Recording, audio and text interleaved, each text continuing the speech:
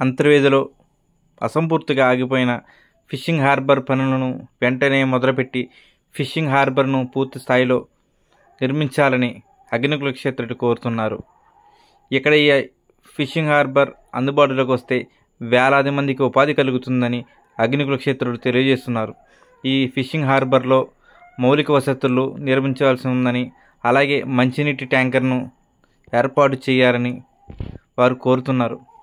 అలాగే సుమారు 10 నుంచి 12 కోట్ల రూపాయల వ్యయంతో ఇంకా నిర్మించవలసిన పనులు ఉన్నాయని, నిర్మించిన బిల్డింగ్లలో యంత్ర సామాగ్రిని త్వరగా అమర్చాలని, వెంటనే ఇవి అందుబాటులోకి వచ్చే విధంగా కృషి చేయాలని వారు కోరుకుంటున్నారు. నా పేరు కొన్నాళ్ళు జయకృష్ణ అండి. నేను అడ్వకేట్ని, స్థానిక న్యాయవాదిని. మాది అంతర్వేదిపల్లిపాలెం. ఇక్కడ ఫిషింగ్ హార్బర్ ఉందండి. ఫిషింగ్ హార్బర్ పూర్తిగా నిర్మాణం జరగలేదండి. గత వైసీపీ గవర్నమెంట్లో అసలు ఏ విధమైన కార్యకలాపాలు చేయలేదు. నిధులు కూడా పక్కదారి పట్టించారని అధికారులు కూడా అన్నారు. దీనికి ఇంకా 10 కోట్ల నుంచి 12 కోట్ల వరకు పెండింగ్ నిధులు రావాలి. అలాగే ఈ ఫిషింగ్ హార్బర్ ఆపోజిట్ లో కూడా సేమ్ ఇలాగే ప్లాట్ఫామ్ వేయాలి. తర్వాత ఒక వాటర్ ట్యాంక్ ఒకటి నిర్మించాలి. తర్వాత ఎలక్ట్రికల్ కరెంటు వేయాలి. తర్వాత ఏమో డీజిల్ బంక్ ఒకటి నిర్మాణం చేయాలి. తర్వాత ఇతర మౌలిక సదుపాయాలు కూడా ఏర్పాటు చేయాలి. ఏ విధమైన మౌలిక సదుపాయాలు ఏర్పాటు చేయట్లేదు. వాటర్ లేకపోవడం వల్ల స్థానిక మత్స్యకారులు మరియు బయట నుంచి మైగ్రేటెడ్ మత్స్యకారులు వస్తారు. 70-80 తెప్పలు డైలీగా ఉంటాయండి. ఈ నెలపోతేనే వాళ్ళు చాలా ఇబ్బంది పడుతున్నారు. వాటర్ సమస్య వల్ల, కరెంట్ సమస్య వల్ల ఇబ్బంది పడుతున్నారండి. తర్వాత ఈ కాంప్లెక్స్లు అన్ని కట్టారు. అవన్నీ కూడా నిరుపయోగంగా ఉన్నాయి. ఆ డోర్లు కూడా తుప్పెట్టేసి ఆ డోర్లు కూడా రీప్లేస్మెంట్ చేసి అవి ఉపయోగంలోకి రావాల్సిందిగా కూర్చున్నాం. ఎందుకంటే ఇక్కడ ఇది ఫిషింగ్ ఏరియా ఒకటే కాదండి, ఇది టూరిజం ఏరియా. ప్రముఖ పుణ్యక్షేత్రం అంతర్వేది లక్ష్మీనరసింహస్వామి ఉన్న టెంపుల్ ఉన్న ఏరియా.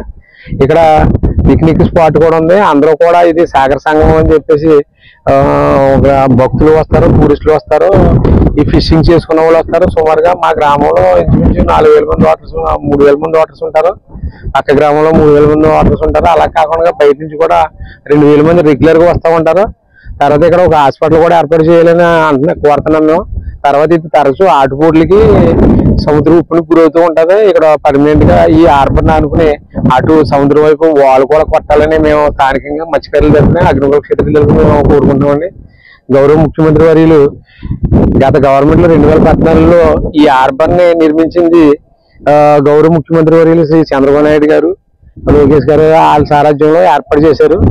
వాళ్లే ఆశాజనకంగా మా గ్రామానికి మిగతా పెండింగ్ వర్కులు కూడా నిధులు కూడా ఇచ్చి ఈ హార్బర్ ని అభివృద్ధి చేసి మా మత్స్యకారులకి, తర్వాత స్థానికంగా ఉన్న ఫిషర్మెన్స్ కి, తర్వాత ఇతర మత్స్యకారులకి అందరికీ కూడా జీవనోపాధి కల్పిస్తారని మేము సవివరంగా కోరుకుంటున్నామండి. ఎందుకంటే సముద్రాన్ని ఇటు గోదావరిని అనుకున్న ఆ మత్స్యకార గ్రామాలు ఇది ప్రముఖమైన గ్రామం. ఇది దీనివల్ల ఏంటంటే ఇక్కడ చాలా హిస్టారికల్ ఎవిడెన్సెస్ కూడా ఉన్నాయండి. ఇది పరిరక్షించుకోవాల్సిన అవసరం కూడా ఉందండి. దయచేసి ఏలిన వారు మా మొరవిని మాకు నిధులు సమకూర్చి ఈ ఫిషింగ్ హార్బర్ ని పెండింగ్ నిధులన్నీ విడుదల చేసి ఫిషింగ్ హార్బర్ ని అభివృద్ధి చేసి ఇవన్నీ ఉపయోగంలో తీసుకొచ్చి ఇక్కడ టోల్ గేట్ పెట్టి నిత్యం అందరికి కూడా అందుబాటులో ఉంచి అన్ని రకాలు కూడా అటు టూరిజం పరంగానూ, ఇటు ఆధ్యాత్మిక పరంగానూ, ఇటు ఫిషింగ్ పరంగా కూడా మాకు సౌలభ్యాలు, అవకాశాలు కల్పిస్తారని, మత్స్యకారులు కొంతమంది నిరుద్యోగులు ఉన్నారు, నిరుద్యోగులు కూడా జీవనభృతి కల్పిస్తారని మేము కోరుకుంటూ సెలవు తీసుకుంటున్నాం.